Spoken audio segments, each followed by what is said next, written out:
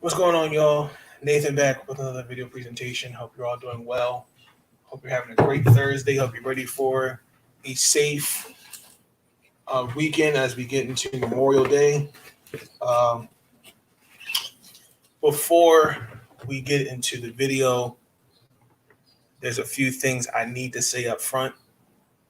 Uh, in my videos, I've shouted out individuals.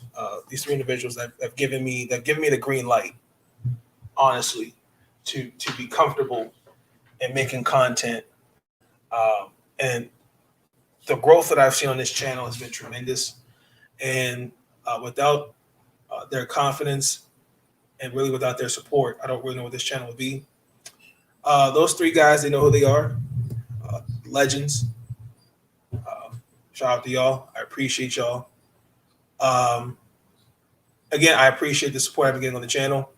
Again, if you're enjoying the content, you want to give me some ideas, different things to talk about, please leave them in the comments below.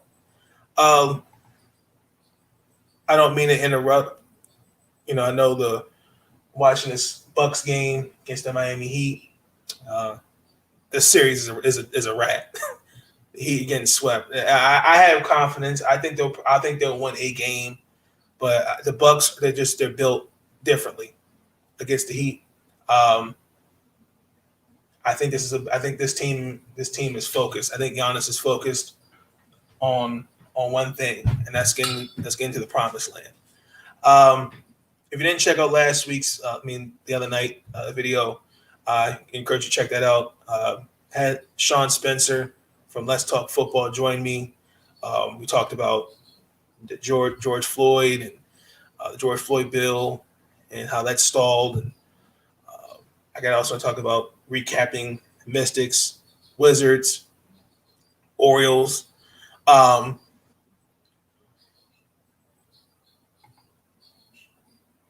Brown. Now, I did a video on him, and that there's some things that I'm going to say now so y'all understand where I'm coming from. I had somebody that sent me an ignorant, goofy ass email. I told y'all, y'all not getting that kind of attention from me. You're not worth my time. And pretty much they were confused. I don't know, maybe they're not understanding my point, or maybe they're just being a troll. But that's besides the point. The point is, in that video if you look, I made a video on Kwame Brown. Listen, I'm all for him coming out and defending himself, because for the last damn near now a decade, they have basically shitted on this man. Listen, Kwame Brown did not live up to expectations as a number one overall pick. Plain and simple. But you know what? In the 13 years he was in the NBA, I know he played on 7 different teams. He made his money. Kwame Brown is living his lifestyle, is living his life quietly. I don't understand what y'all missed in that video. I said it was best y'all leave the man alone, because look what he's done to the media. And I'm gonna get into Stephen A. Smith in a little bit, because see, that's who your energy should be directed at, not me. But see, the one thing I will say this, because I did make a comment on a YouTube channel, and they were talking about Kwame Brown. My only biggest thing is, when you call out individuals, make sure they're all brought to the table. That was my point. But as far as who am I to say he can't defend himself, when did I say that? I made it perfectly clear. It's okay to defend yourself. I told you. That's at some point, all the bullying, all the shit talking. I'm telling you, that's what they did. They woke on a sleeping giant, and they were not prepared for what was in that Pandora's box.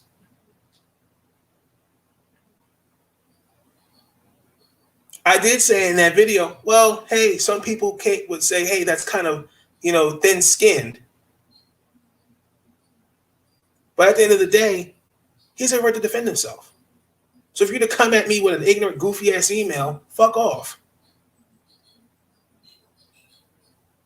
Because I'm telling you, I said nothing wrong. I stand by what I said about Kwame Brown. I defend his actions of defending himself, and I'm for it. I think everyone should do that every once in a while. Should do that when they're talked about.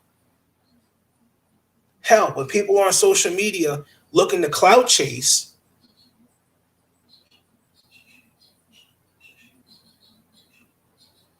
Kwame Brown is going. That's not him. He's clearing his name. Why are we still talking about his name? I don't know. But I'm gonna leave it at that. I had nothing. I said nothing wrong about Kwame Brown. I'm actually glad he's still going at some of these guys like Charlemagne the God. That's who your energy should be targeted at, not me.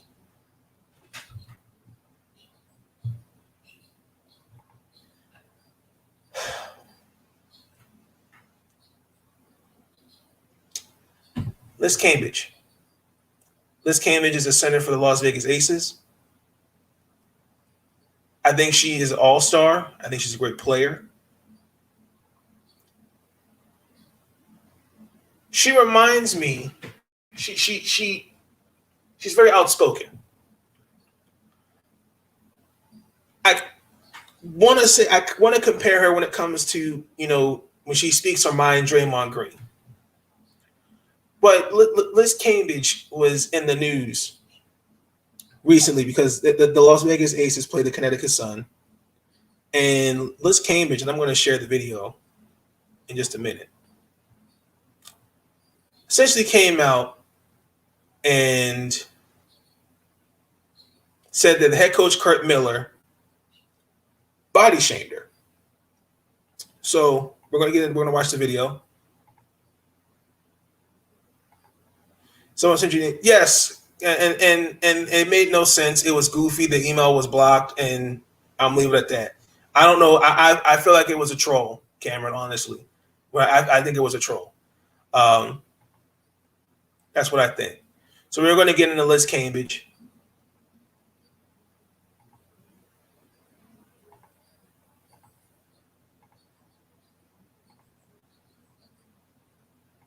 This is the video she came out with on Monday. So something went down in today's game, and I need to speak on it because if there's one thing about me, is that I will never let a man disrespect me. Ever, especially a little white one. So to the coach of Connecticut, I'm sorry, little sir man, I do not know your name. But the next time you try to call out a referee, trying to get a call being like, come on, she's 300 pounds. I'm going to need you to get it right, baby, because I'm 6'8". I just double checked because I love to be correct and get facts. I'm weighing 235 pounds, and I'm very proud of being a big bitch. Big body, big Benz, baby. So don't ever try to disrespect me or another woman in the league. I don't know if that's how coaches run. You just you try to disrespect women like that from the sideline. Are you so lucky it was during a game?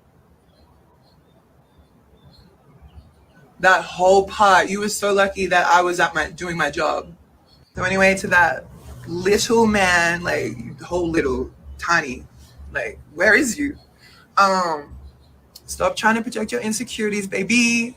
Pick up the phone, call the psych, because you projecting some bullshit right now. And next time you try to disrespect me, remember, I'm 235. It might seem like 300 pounds to your little ass. I'm 235, baby. Oh, I do have to say one more thing. I think there's a big difference between players and players, talking shit on the court. For a coach for another team to be yelling protected abuse because we can't do nothing back, it's just crazy to me. And I be talking a lot, and I didn't even say nothing tonight. That's crazy, bro. proud of being a big bitch. I'm very proud of being a big bitch. Big body, big Benz, baby. Okay, I just wanted that I heard that right. Um, Marcus, what's up? What's going on, man? Cameron, exactly. Well, first and foremost,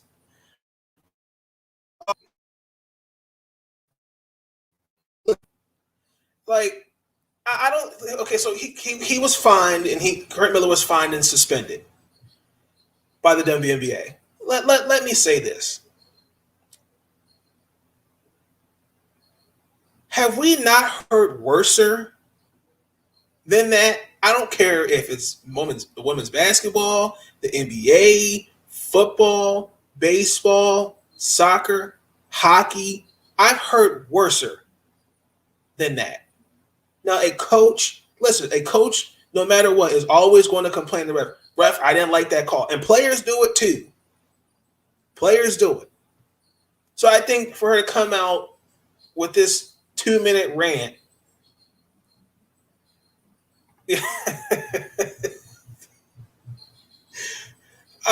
some may look at that and go, that's a little sensitive. Listen, she trash talks on the court. Listen, you trash talk. Listen, she backs it up with her play. You're not getting no dispute from me on that. But you know what? There is a fine line when you do get a little too personal. But let's call it what it is, y'all. I've heard worser. I've seen teammates on the bench. Example, Kevin Garnett said something to Glenn Big Baby Davis. There's a video of him crying. I'm not sure if he was crying, he was upset or frustrated or what. He's on the bench. Look like he's crying. I've heard worse.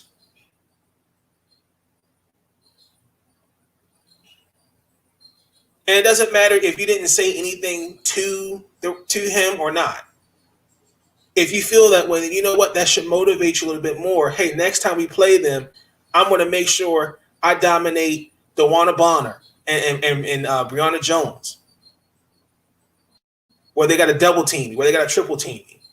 Use it as motivation. Don't come out with a 2-minute video saying, "Oh, he's called me. He said I was 300-something pounds." Do I agree with what he did? Absolutely not. But come on now.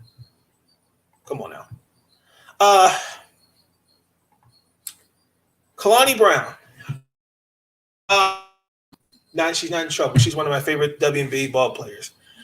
Was cut today from the Atlanta Dream, and I'm disgusted. You know, it's not, and somebody's got to come out and say it.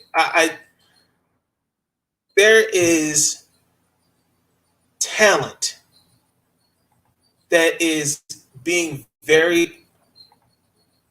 KG told Mello that your wife tastes like a bowl of Honey Nut Cheerios. Exactly. Thank you, Marcus. Thank you. Exactly. She was cut today by the Atlanta Dream, and it's not just her. Lexi Brown was cut recently from the Chicago Storm. Not Kayla Thornton. Alexis Prince, and so many others. There is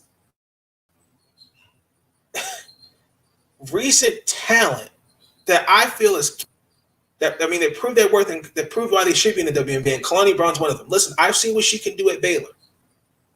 She's a national champion, and was arguably one of the best coming out her draft class. In 3 seasons, 2 teams. She played 10 games last year in the bubble because obviously she had COVID and obviously she was not in basketball shape.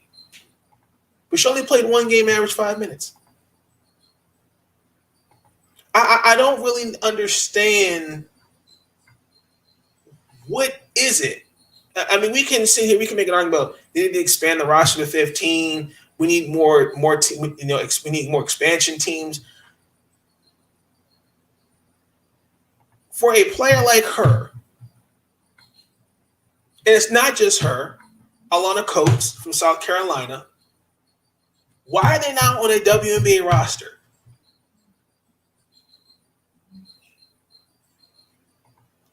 What is it about Kalani Brown that make the Atlanta Dream go, we're letting you go? And she didn't even start no games. The last game she played, I think it was like the third game, she played like 5 minutes. Only took one basket. Here it is. Her best season was when she was with the Sparks, the team she was drafted by. She played 28 minutes career-wise. But, and I'm saying, look at this. 28 games, 13 minutes, 13 and a half minutes. She averaged 5, 3 rebounds a game.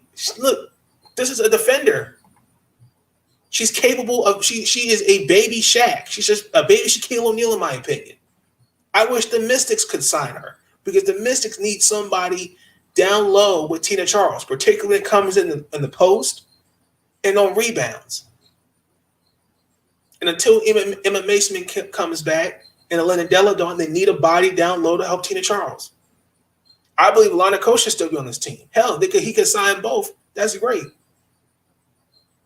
But he seems to be comfortable with this roster. I'm not comfortable with it.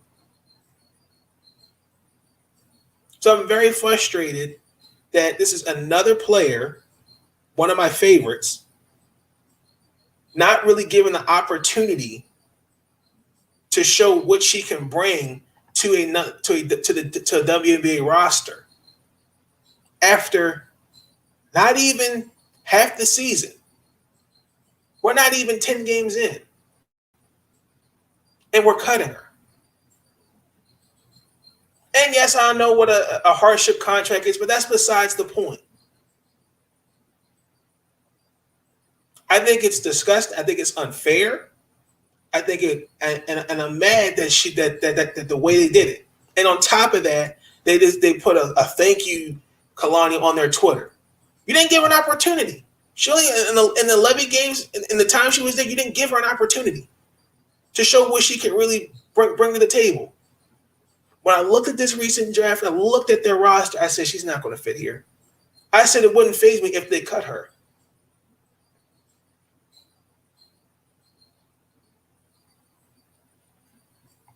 We got to start. We need to start having this conversation because this makes no sense that talent like this. And again, I saw it with my eyes. As I quoted the regular Ravens fan, trust your eyes. I see what she can do at Baylor. I see what she can do when she was with the Los Angeles Sparks. She needs to be on the WNBA roster. Lexi Brown, Alana Coates, etc. I'm just giving up those 3 names because they come off the top of my head.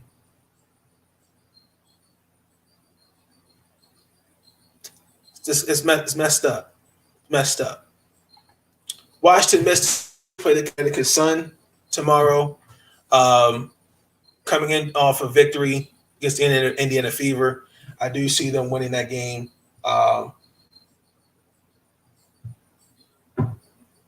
It should be a good game. I have the Mystics winning. I'm going to go 85-65. The Washington Wizards. Ladies and gentlemen,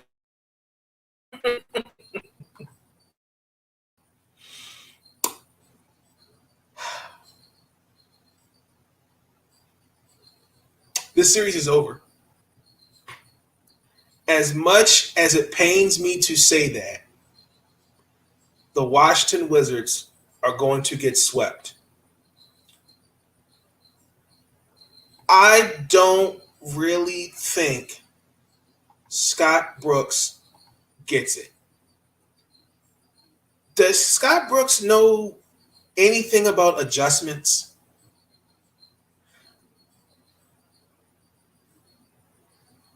Bradley Beal stayed consistent.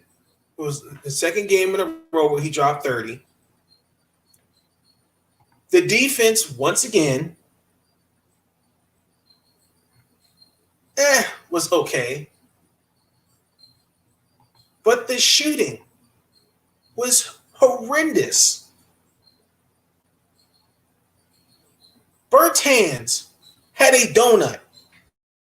This is a guy that we gave 5 years, $80 million to, the same contract we gave Marcin Gortat. And he gave me a donut.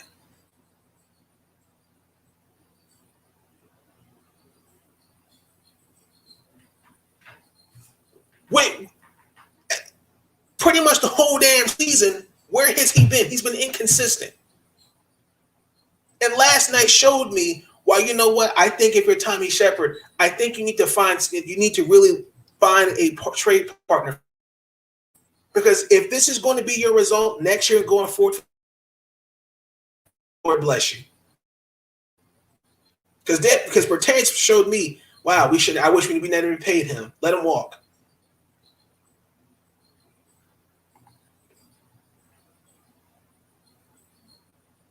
I mean, I have my notes here, the box score. Wizards, they took 22 shots from three. Beal was 1 of 6. And then Bertans was 0 of 4 from the field and fouled out.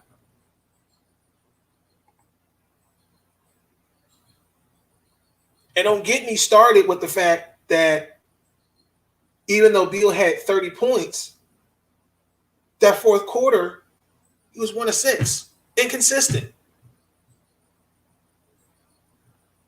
I told y'all, what Bradley Beal and Russell Westbrook have to be consistent with their shooting. If they have an off night or when they get into a cold stretch, it's a wrap. And last night showed this series, they cannot match up with Joel Embiid, Ben Simmons. The Philadelphia they have too much depth. Washington has no answers for them. Scott Brooks refuses, or he's just too blind to make the adjustments. And don't give me, well, he made an adjustment in the starting lineup. Well, look where and it didn't work.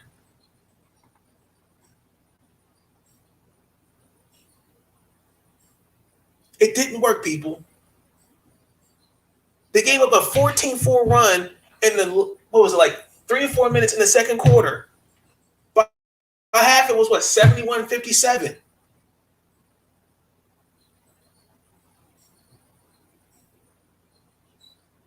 Now I know Philadelphia comes to Washington. I believe it's Monday. This Sunday? No, Saturday, I think it is. Saturday or Sunday. And I expect the Wizards to show up. I do. Now I don't know about Russell Westbrook, and I will get into that in a minute.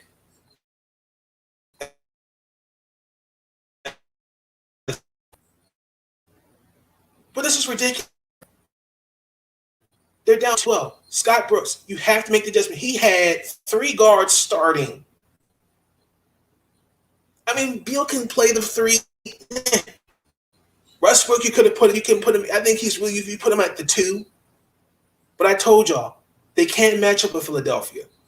I told you they need a wing. I think they need another shooter, a wing defender, and better length. I like Hutchinson. Alex Lynn. Robin Lopez is a solid veteran. I think it may be better he put Ish Smith out there. If he starts Ish Smith, Westbrook, Beal, Hashimura, and Hutchinson, you see where he goes with that. Anthony Gill, if I remember correctly, I don't think he even got a minute. Hold on. Let me look at the notes. Let me look at their box score. He played 7 minutes.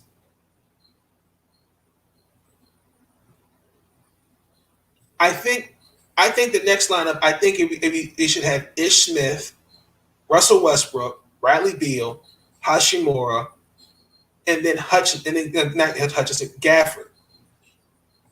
Because I think that's a more athletic lineup, and I think you get more energy.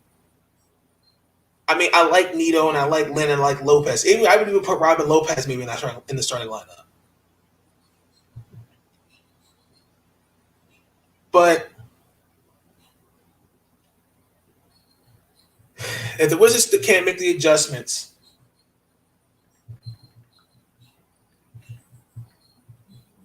this is a done deal.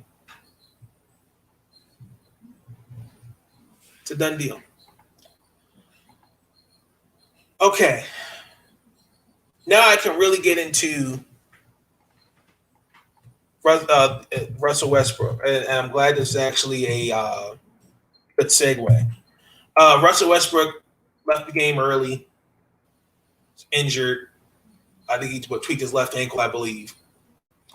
And I think we need to have a conversation on this because I've told y'all, I think today's sports, I think today's fan, the casual fan, it bothers me because when your team wins, everybody's out to support you. When your team sucks, they all don't know that they're nowhere to be found. I'll give you an example. When the Baltimore Orioles won the AL East, the first game they played the Detroit Tigers, Camden Yards was packed. Ever since then, no, it's not consistent. I'm a firm believer you should always stick by your team through thick and thin. Not saying we don't have people like that. We do.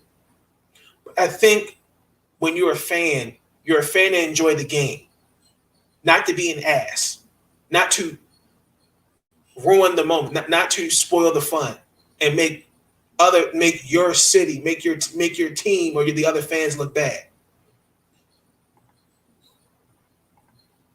Yes, thank you, Ellie. I'm not gonna lie. I was gonna name the title of this video "Mama's Cooking." I really was.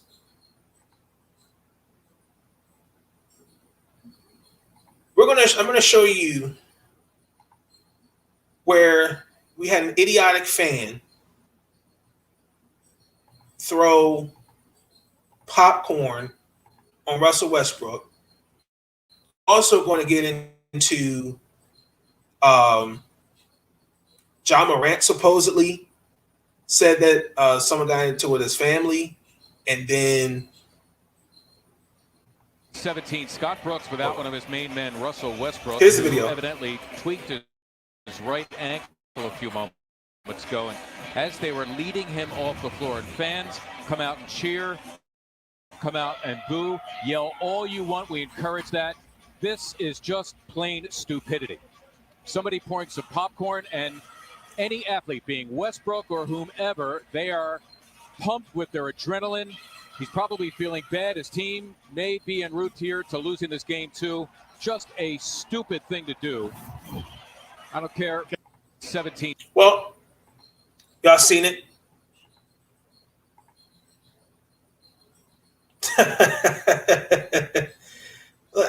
Listen, the reason why listen, that fan and this Philadelphia 76ers came over with a statement.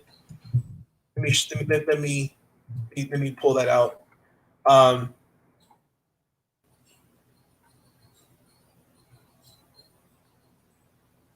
Basically, here it is. We apologize to Russell Westbrook and the Washington Wizards for being subjected to these unacceptable and disrespectful behavior. This is a statement by the Philadelphia 76ers. There is no place for it in our sport or arena. We will have the person will have his season ticket membership revoked effective immediately. He will be banned from all events at Wells Fargo Center indefinitely. And then on top of that, we had a couple other instances. I believe one was the Utah Jazz with John Morant. Find that statement. And then the Knicks with Trae Young. I was definitely going to show that video.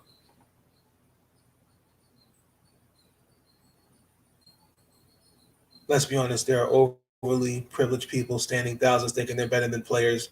I'm not trying to include race. No, Elliot, you're absolutely right. I do agree with that. I do. Listen, you pay your ticket to see a game. You don't go there and act like an ass. Plain and simple.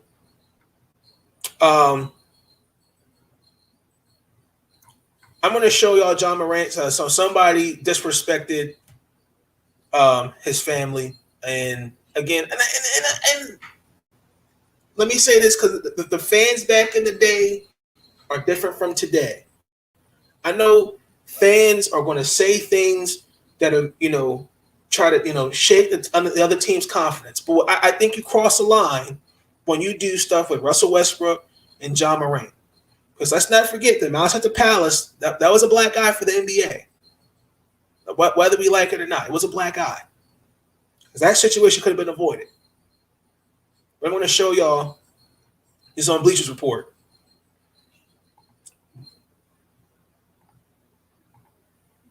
Hold on.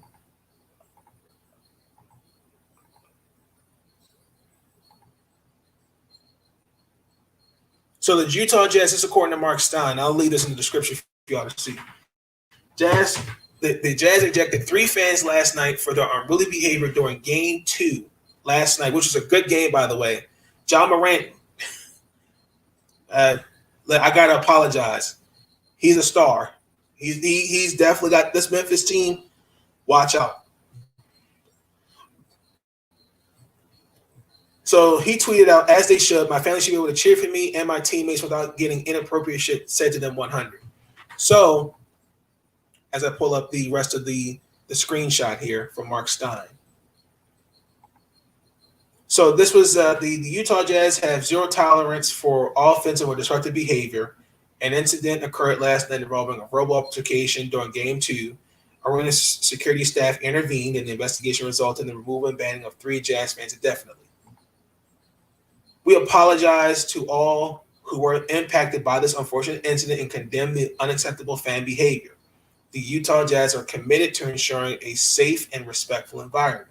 Now, the Utah Jazz, a year or two ago, were in the same with Russell Westbrook because there was a husband and wife that actually just got a $100,000 lawsuit dismissed against him because they tried to say, they tried to sue him for emotional distress and all that other bullshit. And unfortunately, a judge said, no, you're not getting that. Kevin Durant came out and said it's all fun and games till you're asking his banned for life. My family told me that they felt love from all the other Jazz fans who were around them, even bought each other drinks with a few. And this is his father told Tim McMahon of ESPN, the fan made vulgar or racist comments to his parents. I know heckling, but that's different than heckling, straight disrespect. John Morant's dad, T. Morant, told ESPN that one of the band Jazz fans said to him, I'll put a nickel in your back and watch you dance, boy. Another one made a sexually exploit remark to Ja's mom, Miss Jamie. The third told her, shut the fuck up, bitch. Excuse my language. And I'm going to show you the Trae Young. Oh, spelled his name wrong. Shout out to Trae Young.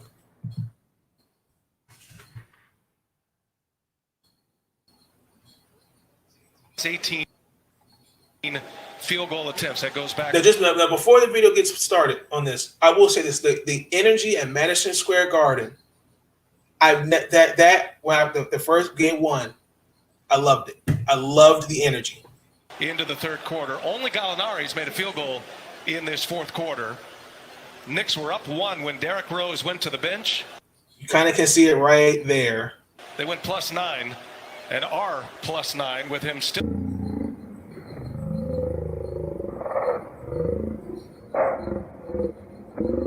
Did you catch it?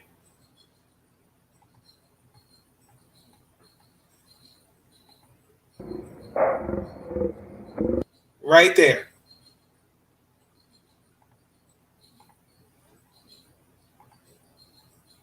Back in the day, it was rough, but fans knew the players would fight back. Nowadays, they know it's millions involved and brands on the line, so they're daring players and organizations to make a mistake. Absolutely. That's why I say with Russell Westbrook, that husband and wife that sued for $100,000, it came and it failed.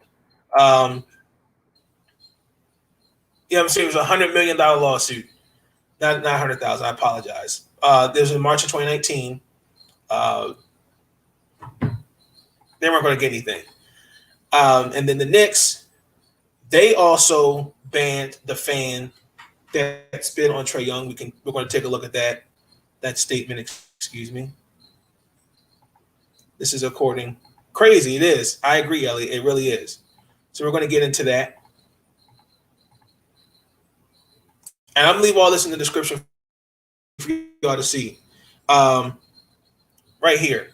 We've investigated the matter. We have investigated the matter and determined that this patron, who is not a season ticket holder, did indeed to spit on Trae Young, and for that reason, he is now banned from the Garden indefinitely. We apologize to Trae and the entire Atlanta Hawks organization for this fan's behavior. This is clearly unacceptable and will not be tolerated in our venue. We have turned the information over to the appropriate authorities, the team said. Now, these fans, as Elliot said, they're waiting for these guys to make a move on them, where it's easily money. These fans, listen, they don't know what these guys are capable of doing. It's not just basketball, football, baseball, soccer. It doesn't matter. You're there to watch and enjoy the game. Listen, they haven't been in that arena for damn near 14 months, over 14 months now. If I'm there, I'm sitting back and I'm watching a great basketball game. I'm going to trash talk. Hell yeah, I might trash talk. But spit, throw popcorn, say vulgar stuff. Come on, man. You take the fun out of stuff like that. You take the fun, you take the moment of, damn, we haven't been inside this arena. We haven't gotten able to see these guys play the game. And so we can watch, we pay money to see these guys play and look at some of these guys act the fool.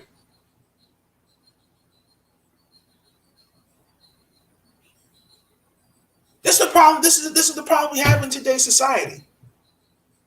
We don't want to be. We don't think about the consequences. And then when you have people that want to sue for emotional distress and all this other BS, look what it does. Bites him in the ass. Now Trae Young. Now I'm telling you, Game 3, that's going to be great. The Knicks, unfortunately, they should have not lost Game 1. But Game 1, everybody, they're passing up shots. They weren't confident. Derrick Rose, Tom Thibodeau, I strongly think,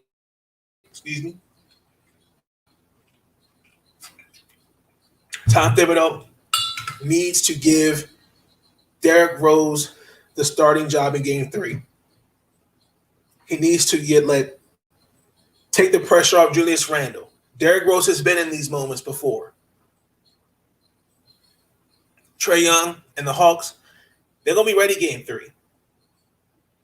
But unfortunately, again, it was great. It was still a great basketball game. There were still great basketball games regardless to watch. The Wizards, that's another different thing.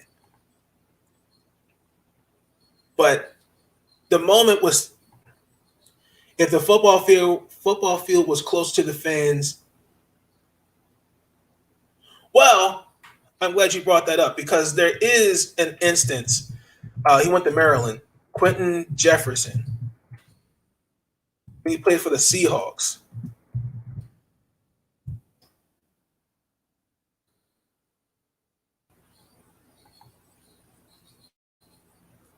Now show it because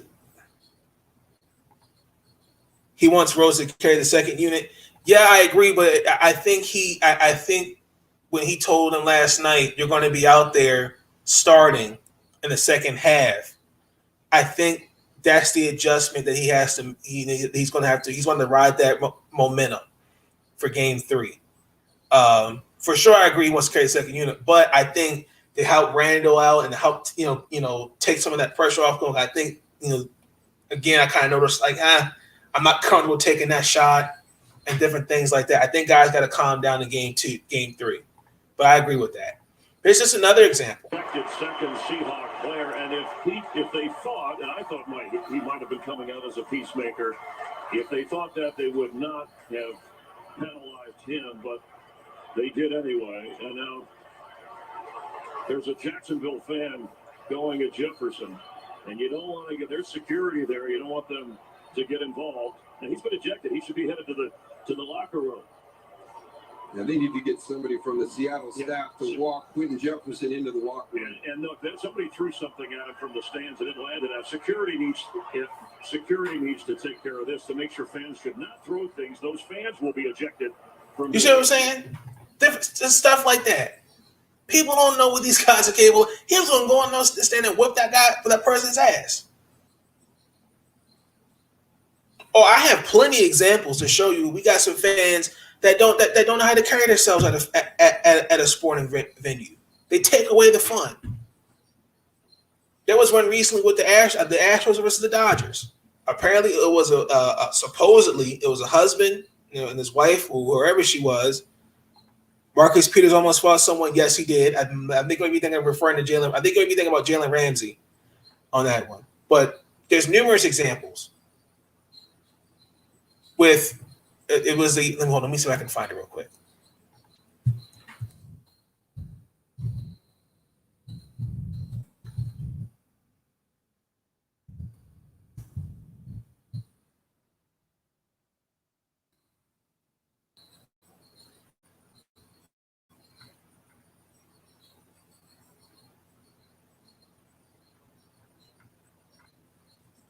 If it'll let me play the video.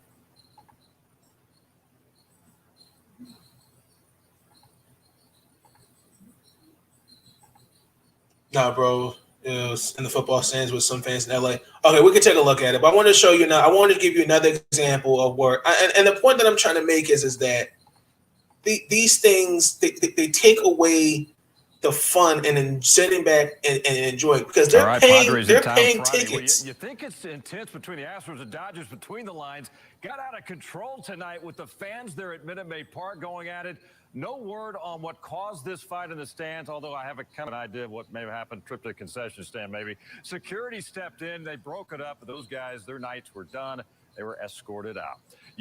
I mean, again, the fun gets taken away from some of that. I'm paying to enjoy the game.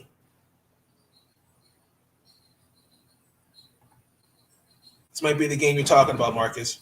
Nigga, talk that shit now. Nigga, where you from, homie? Where you from, nigga? Where you from, homie? Where you from? Nigga, talk that shit now. Nigga, where you from, homie? Where you from, nigga? Where you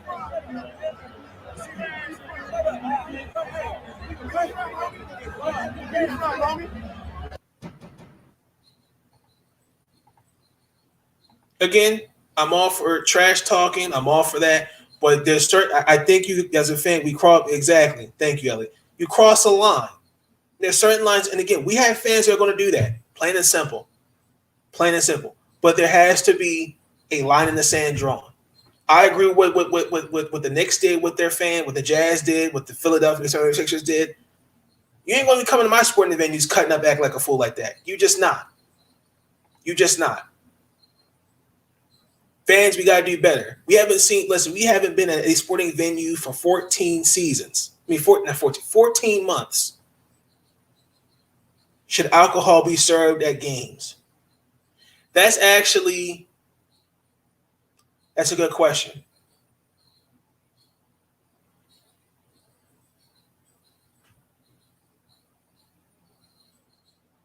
I'm all about drinking responsibly, for sure.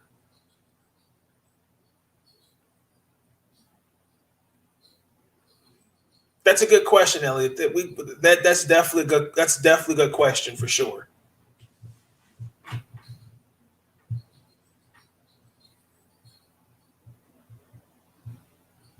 Definitely for sure. Gotta think about that one. Let me write that down. That might be a video for another day. I gotta think about that one. That's a good question. What do y'all think? Y'all let me know. My last topic for the night, state of emergency. It's time to pay. I'm not going to, we got to talk about the Baltimore Orioles.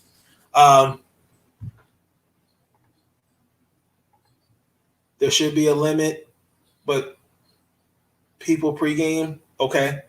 I'm not mad at that. Where do we start with the Baltimore Orioles? Well, first and foremost, this is year 4 of what seems to be a long rebuild. We lost tonight to the Chicago White Sox 2-1. I'm sorry, we're in the end. Hold on, we didn't. We played the White Sox. We're in the 6th inning. We're down 2-1. Trey Mancini's got hurt. I think he bruised his arm or something like that in the elbow.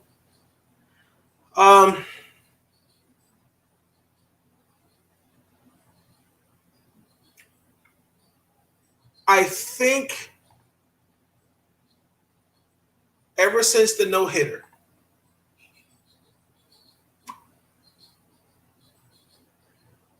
I've sat back and I had to ask myself as an Oriole fan,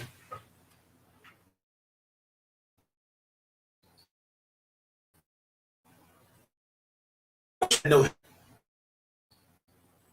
I think that.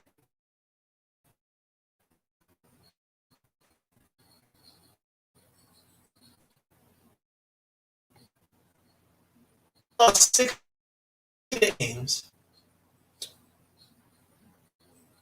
We're now one of the, if not one of the worst teams in the league, other than the Pittsburgh Pirates.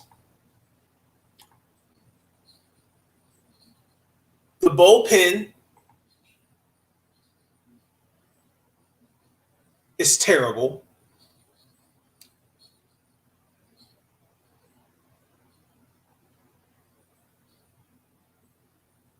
Before we won that no-hitter, I may have this backwards, but they were 15 and 16. They were above 500.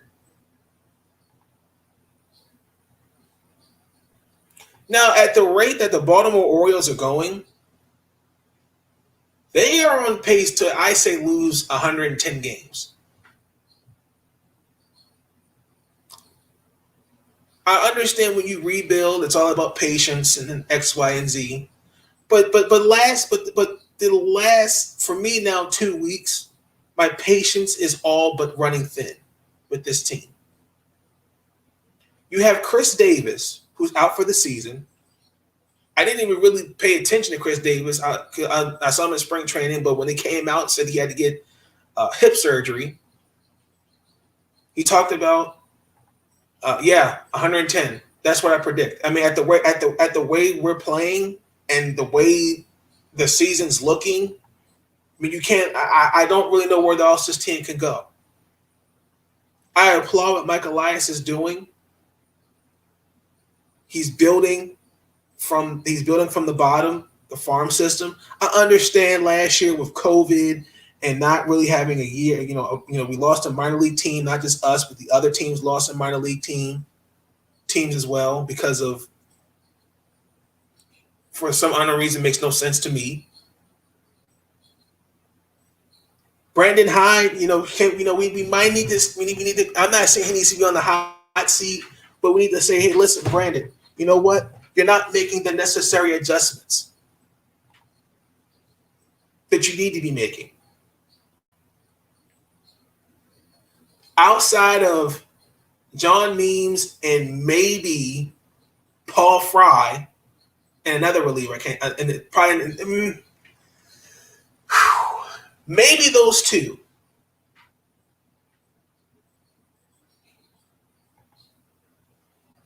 The pitching's bad.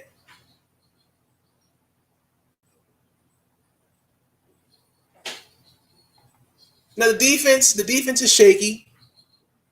Personally, I like to see. I'm Freddie Galvez is all right. But Brandon Hyde, we really need to start. We need to start asking. Hey, wait a minute. How come you're not making the adjustments? These last couple weeks, they're now 7-32 as we stand, and they play the White Sox today, tomorrow, Sunday. We're back home against the Twins. I think it's sad when when the GM has to come out and tell people, you know what, we understand. I'm basically paraphrasing it. You know, I understand. You know, you guys are frustrated, but you know, we're saying, you know, all we're asking you is to be patient.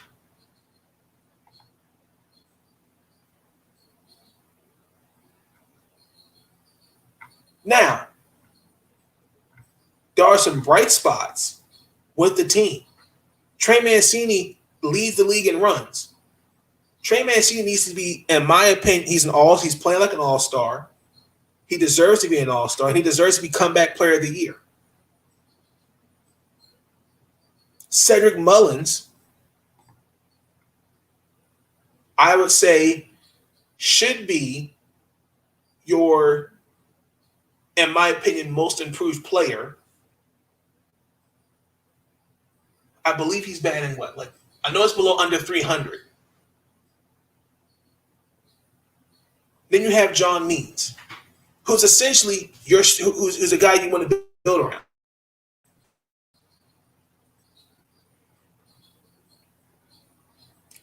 But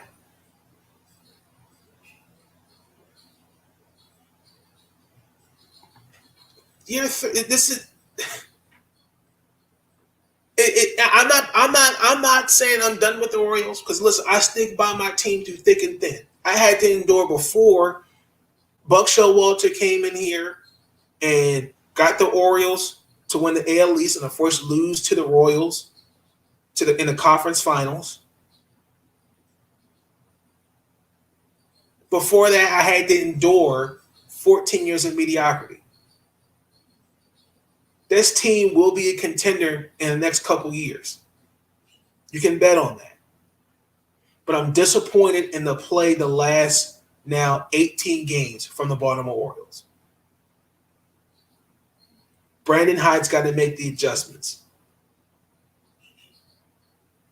Now, I predict they're going to snap off this. They're going to get a win. It may not be tonight, but I do predict that they will break this losing streak.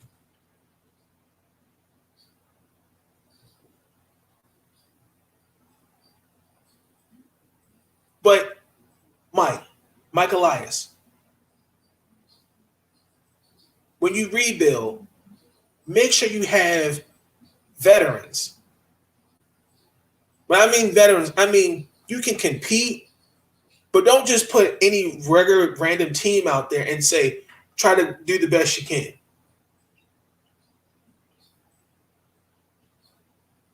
Because this squad right now, with the exception of Ryan Mountcastle, Cedric Mullins, Trey Mancini, I'll probably say Pedro Severino.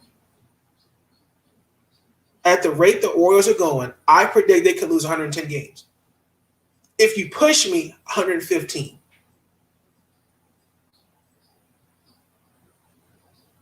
Sad. Disappointed. I love my team. Go Orioles. I'm going to catch this rest of this game because I ain't going to keep y'all long. I wanted to wrap it up with Stephen A. Smith.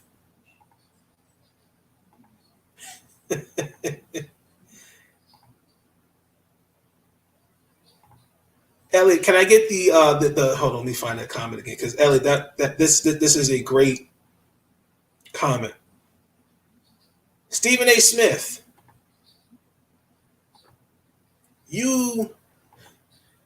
excuse me.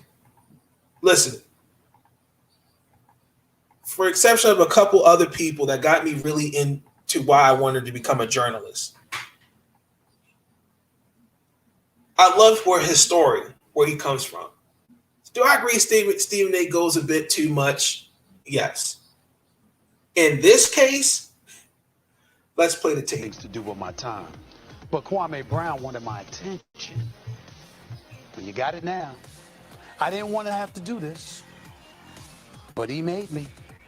Look, I don't have a single negative thing to say about Kwame Brown, the person. Nothing personal. Never have. And no one out here has been attacking him personally either. That includes Gilbert Arenas, who did not attack him personally. It includes Steven Jackson, who did not attack him personally. It includes Matt Barnes, who he really got personal about, and Matt Barnes never said a word. It doesn't include Charlamagne the God either, nor Dr. Boyce Watkins. He didn't say anything bad about Kwame either. Nor did Michael Wilbon deserve Kwame Brown coming at him.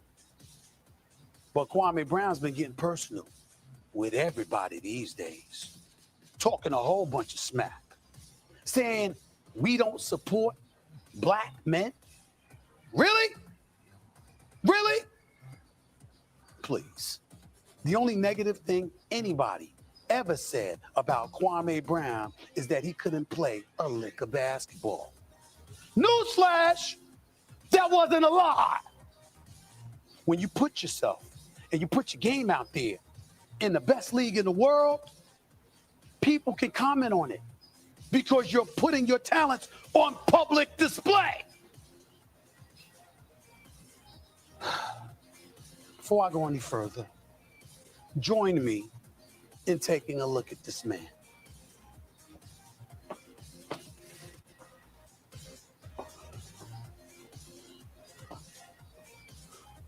Keep looking. Another drop.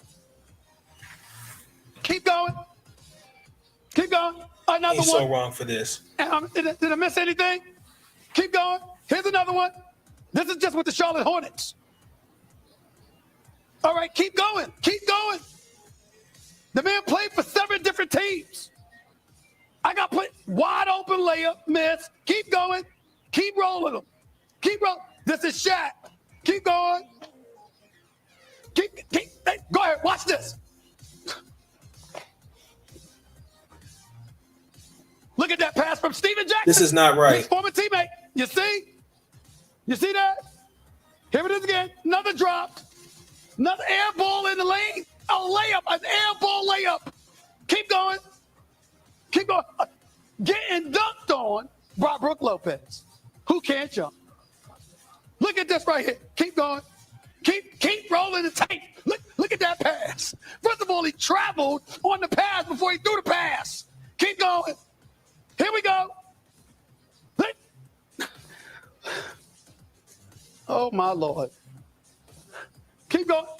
Here we go. 13 years in the NBA. 7 different teams. And I've got an unlimited bank of bloopers for every stop along the way. That was just the short version. I got 15 minutes. I just showed you one. I got 15, and I was just getting started. Now, before I get in any further,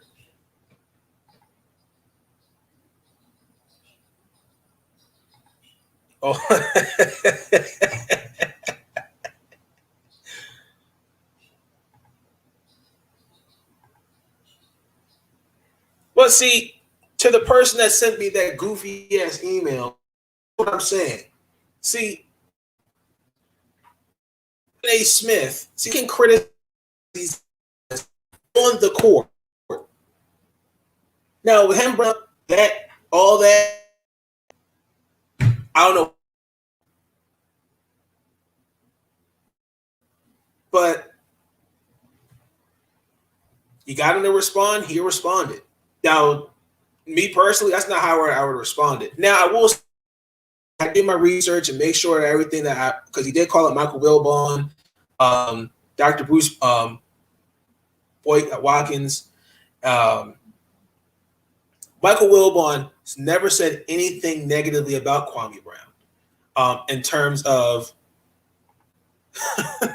gave some of his mama's cooking. Dr. Bruce Boyd.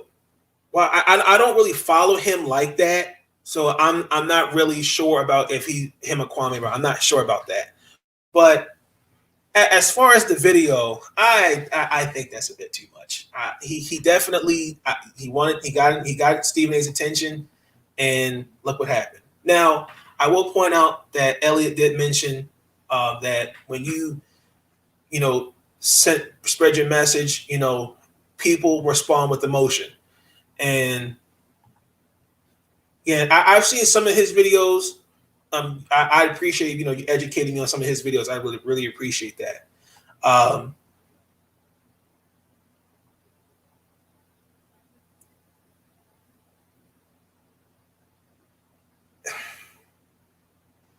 But again, do I agree? See, and then he said some things where we don't protect or we don't help black men. That's not true. There are numerous guys on YouTube. Everyone, and there's a divide there. We try to educate the black man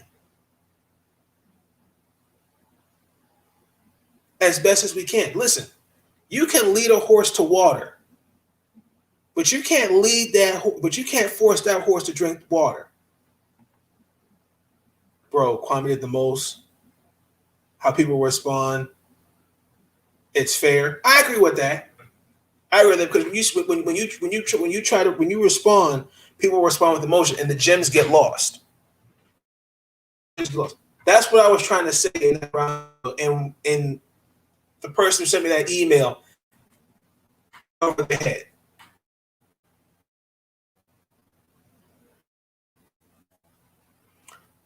Y'all let me know y'all thoughts, how y'all feel about it. Do you think Stephen A went too far? Do you think Kwame's going to respond? I told y'all where I'm at with it. I had no problem with him responding to Stephen A. No issue with it whatsoever. I think it's wrong that you bring up lowlights like that. I would have really appreciated if he came out and said, hey, listen, X, Y, and Z, instead of showing that.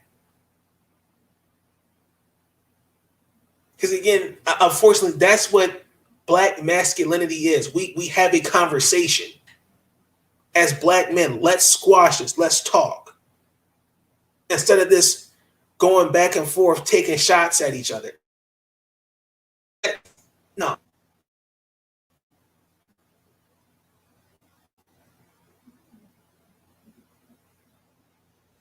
That's just me. In closing, I just wanted to get this video off my chest. I apologize. Pardon the interruption. I wanted to get this video out. Y'all let me know your thoughts on the topics that I touched on this evening. Really, I really not that one. Sorry, wrong banner. I really do hope Kalani Brown gets is on the WNBA roster soon. I'm a fan. And just really disgusting that the way they cut her, and they just really didn't give her an opportunity to really show what she can do. I'm just starting to think there's certain players that are not valued in the WNBA, but that's neither here nor there. Thank you, Ellie. I appreciate that. This is the last time I'm talking about Kwame Brown. I've said nothing negatively about the guy. I told y'all where I stand with it. I have nothing wrong with defending yourself. But when you clap back at people with less emotion, because your message gets lost. And that's not just with him, that's with anybody. You have a right to defend yourself. But be careful of those you go at. But I'm talking about those that have defended you and have tried to say, that have positive things to say about you. That's all I'm going to say with that. But understand in the Kwame Brown video that I made, a Welcome to Sleeping Giant, and you still don't really understand where I'm coming from in this, talking about him, it's like trying to catch one from the grassy knoll. I'm going to leave it at that. But with that being said, if you enjoyed the video, please be sure to give it a thumbs up. Please like, comment, and subscribe. Consider hitting that subscribe button along with notification bells on. Any more topics you want me to touch on, please leave them in the comments. Thank y'all for joining me. I'm out. Peace. Happy Friday. Well, tomorrow's Friday. Enjoy your Memorial weekend. Stay safe out there, y'all. Peace.